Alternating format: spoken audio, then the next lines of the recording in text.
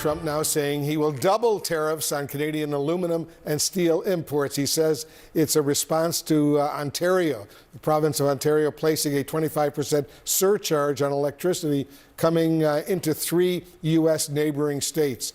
And joining us now, the Ontario Premier, Doug Ford. Premier Ford, thanks so much for joining us. First of all, what's your reaction when you heard this latest news?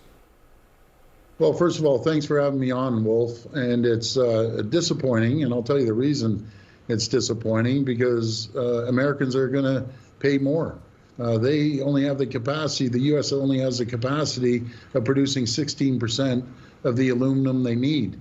Pretty well almost the balance comes over 60% comes from Quebec. So costs are going to go up, along with aluminum and steel. Let's focus on the real problem, and that's China. You know, bringing transshipments in and costing American and Canadian jobs. I want to make sure that we send more electricity. Well, if I want to send more critical minerals, but there was an unprovoked attack on Canada, on families, on jobs, on businesses. For what reason? You know, the market's speaking loud and clear. Consumer confidence is down. The market's tumbling. You know, there's going to be plants closed in the U.S. Assembly plants will shut down because they won't have the aluminum, or they'll be paying 2x, 3x as much. This is absolute chaos created by one person, and that's Donald Trump, not the American people. I always say Canadians love Americans. I love Americans, and this has to stop. Let's sit around the table and negotiate a new deal, even though he created the deal in the first place. Yeah, and as someone who grew up in Western New York and Buffalo along the border with Canada, I can honestly say I love Canadians as well. Talk a little bit about Ontario, your province, and the electrical power it shares with the states in the United States along the border. A lot of it is coming from Ontario, right? That's correct. We power 1.5 million homes and businesses in New York and Michigan and in Minnesota.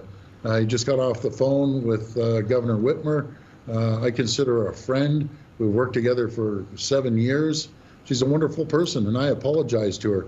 She understands. But what I recommend is on the electricity bill, put down this increase is a tariff from Trump. It's a Trump tariff, which is basically a Trump tax.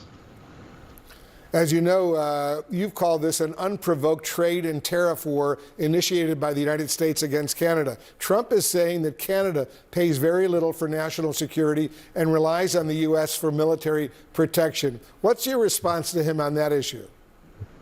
I agree that we have to meet our 2% commitment, our NATO commitment. I've said it for years. Other premiers all signed agreements sending it to the federal government. We spend 1.4% on defense. It needs to go up to 2%. We have to pitch in our share. 100%, I agree on the 2%. Yeah, that's what he's been saying now for the last several years. The NATO allies have to increase their spending to come up to what the U.S. percentage of military spending is. His latest Truth Social post earlier today, Premier, also doubled down on Trump's desire for Canada to become the 51st state of the United States, saying the brilliant "O Canada" anthem will continue to play. How do Canadians feel about what the President Trump is saying about Canada becoming part of the United States and even allowing "O Canada," a beautiful national anthem, to continue playing? Well, obviously, the Canadians are infuriated, and what it's done, it's united the whole country, and the patriotism is running wild across the country. The likes I've never seen before in my entire life. We'll never become the 51st state. Canada is not for sale, and we want a great trading partner. We had the greatest neighbors in the world, the U.S., and it's not the American people. They didn't vote President Trump in on this type of mandate. He had a mandate to lower inflation, lower cost of living, create more jobs, and it's backfired on him. Inflation's going up, jobs will be lost. He's taking more money out of Americans' pockets. For what reason?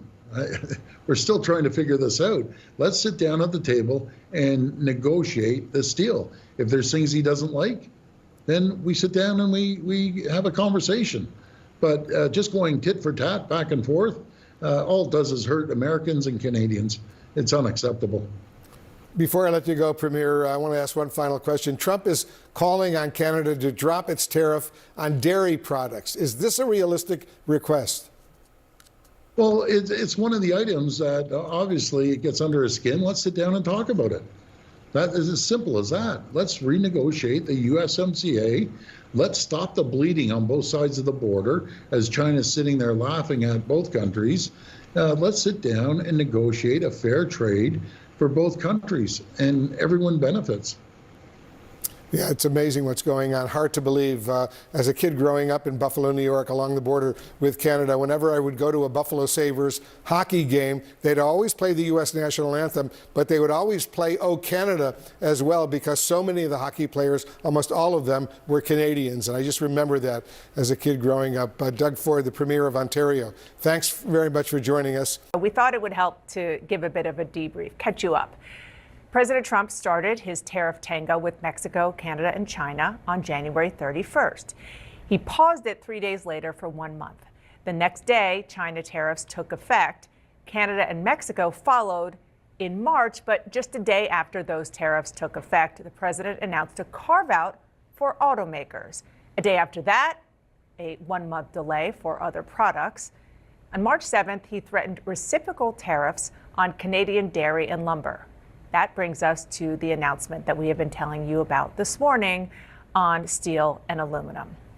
Okay, digest all that for a second, and now we're going to get an explanation and the ramifications politically from our talented group of reporters here, Sabrina Rodriguez of The Washington Post, CNN's David Chalian, and CNN's Jeff Zeleny. You catch all that? Wow.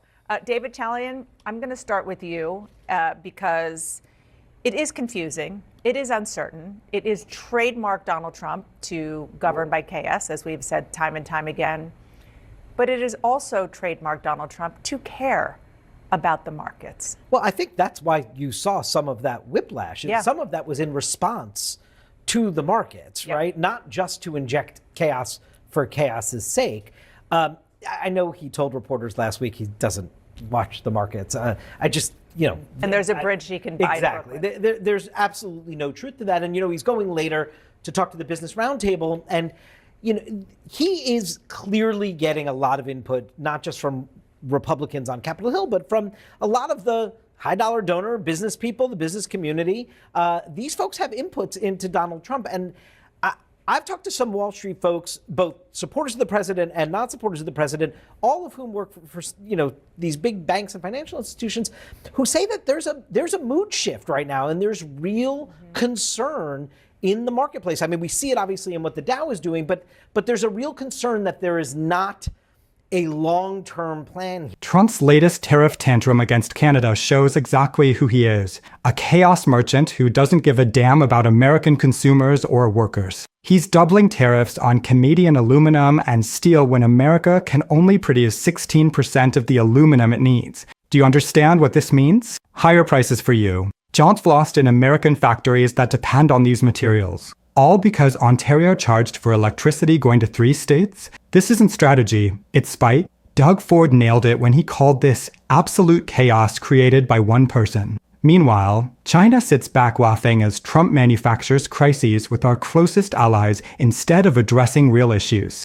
This isn't putting America first. It's putting Trump's ego first. By the way, if you like our content, don't forget to like it below and subscribe to stay informed. Look at the timeline of this tariff madness, threatening Mexico and Canada, then pausing, then implementing, then carving out exceptions, then threatening more tariffs on dairy and lumber. It's economic policy by Twitter tantrum. The markets are tumbling, consumer confidence is dropping, and manufacturers are panicking. Remember when Trump promised to lower inflation and create jobs? This does the exact opposite. It's a Trump tax on everyday Americans. Every time your costs go up because of these unnecessary trade wars, that's money directly out of your pocket to fund Trump's ego trip. The Premier of Ontario even suggested putting this increase is a Trump tariff right on electricity bills. He's right. Americans should know exactly who's responsible for these price hikes. And now Trump's suggesting Canada become the 51st state?